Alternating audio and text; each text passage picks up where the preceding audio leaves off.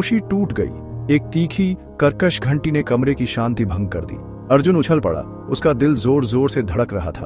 उसका mobile phone table के किनारे पर पड़ा हुआ इनकमिंग कॉल से वाइब्रेट और फ्लैश कर रहा था। उसने घड़ी देखी। सुबह के 3:07 हो रहे थे। इतनी देर रात कौन फोन करेगा? उसके सारे दोस्त सो रहे थे और उसका परिवार अगले कमरे में था।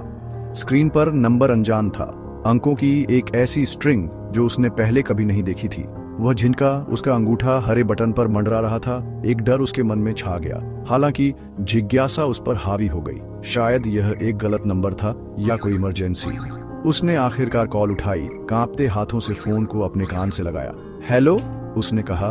उसकी आवाज थोड़ी कांप रही थी, लेकिन कोई जवाब नहीं था। केवल एक जोर से कर्कश स्टैटिक ध्वनि, जैसे रेडियो स्टेशनों के बीच ट्यून किया गया हो, उसके कान में भर गई। यह एक अजीब खाली शोर था जिससे उसके हाथ के बाल खड़े हो गए। वह फोन काटने वाला था, सोच रहा था कि यह सिर्फ नेटवर्क की समस्या है, सुबह की हवा में एक गड़बड़। उसने एक और पल के लिए सुना। शोर से परे कुछ सुनने की कोशिश कर रहा था।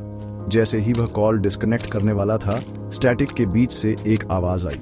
यह हल्की थी, एक फुसफुसाहट जो मुश्किल से सुनाई दे रही थी। यह एक छोटी लड़की जैसी लग रही थी। उसकी आवाज डर और उदासी से भरी हुई थी। मेरी मदद करो, उसने फुसफुसाया। शब्द इतने शांत थे कि वे कर्कश शोर में लगभग खो गए थे। फिर कुछ भी नहीं था। स्टैटिक कुछ और सेकंड तक जारी रहा, फिर लाइन पूरी तरह से डेड हो गई।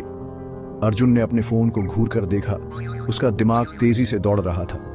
आवाज, हालांकि धीमी थी, इतनी असली, इतनी बेताब लग रही थी। यह कोई सपना नहीं था। कॉल लॉग में अज्ञात नंबर दिख रहा था, अजीब घटना का एक स्पष्ट रिकॉर्ड। वह अपनी कुर्सी पर जम गया, टेक्स्ट बुक भूल गया। कमरे की खामोशी लौट आई, लेकिन अब यह शांतिपूर्ण नहीं थी। अब यह खतरनाक महसूस हो रही थी, अनसुलझे सवालों से भरी हुई। वह लड़की कौन थी? उसने उसे क्यों फोन किया? मेरी मदद करो, शब्द उसके दिमाग में बार बार गूंज रहे थे। उसने नंबर पर वापस कॉल करने की कोशिश की, लेकिन कॉल कनेक्ट नहीं हुई। एक ऑटोमेटेड आवाज ने बस कहा कि नंबर मौजूद नहीं है। एक ठंडा डर उसके दिल में रेंगने लगा, एक ऐसा डर जो उसने पहले कभी नहीं जाना था। दोस्ताना रात कुछ अंधेरी और रहस्यमय चीज में बदल गई थी। अगली सुबह अर्जुन बेचैनी के एहसास को दूर नहीं कर पाया। अजीब कॉल की याद एक बुरे सपने की तरह उसके दिमाग में अटकी हुई थी। उसने तय किया कि उसे यह जानना होगा कि वह नंबर किसका था। अपने फोन पर एक ऐप का इस्तेमाल करके उसने रहस्यमय अंकों को टाइप किया। उसने इंतजार किया। उसका दिल धड़क रहा था, क्योंकि ऐप अपने डेटाबेस में खोज कर रहा था।